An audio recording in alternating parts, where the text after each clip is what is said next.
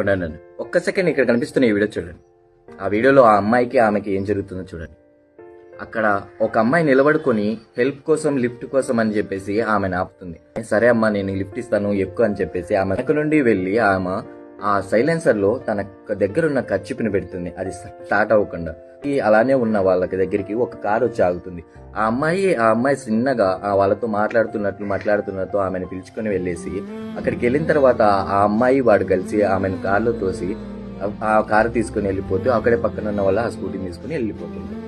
ఇది నేను మీకు ఎందుకు ఇప్పుడు చెప్తున్నానంటే, మీరు తెలుసుకోవాల్సిన నిజం ఏంటంటే 2019 నుంచి 2021 సంవత్సరంలో 2 సంవత్సరాలలోనే 13 లక్షల అమ్మాయిలు ఇలా ఎక్కడికి వెళ్ళిపోయారో తెలియదు, ఇలా కనబడకుండా పోయారు. ఇప్పటికీ వాళ్ళ జాడ తెలియదు. ఇది నిజం, ఇదేదో నేను చెప్పట్లేదు, మన కేంద్ర ప్రభుత్వమే రిలీజ్ చేసింది.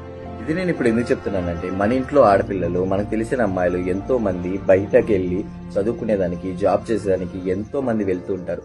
వాళ్ళందరికీ తెలియాలి, అమ్మాయిలే, ఆడవేశంలో ఉన్న అమ్మాయిలే ఇలా ఒక అమ్మాయి పట్ల చేస్తున్నారు, ఇలా కిడ్నాప్స్ గానీ ఇలా తీసుకువెళ్లడం గానీ. సో ప్లీజ్ ఈ వీడియో ప్రతి ఒక్క అమ్మాయి చూసేలా ఒక్క షేర్ చేయండి, ఎందుకంటే కేంద్ర ప్రభుత్వం అని చెప్పింది అనమాట.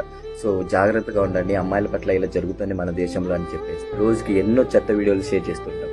ఈ ఒక్క వీడియో మన ఇంటి ఆడబిడ్డ కోసమని ఈ వీడియో షేర్ చేద్దాం. So please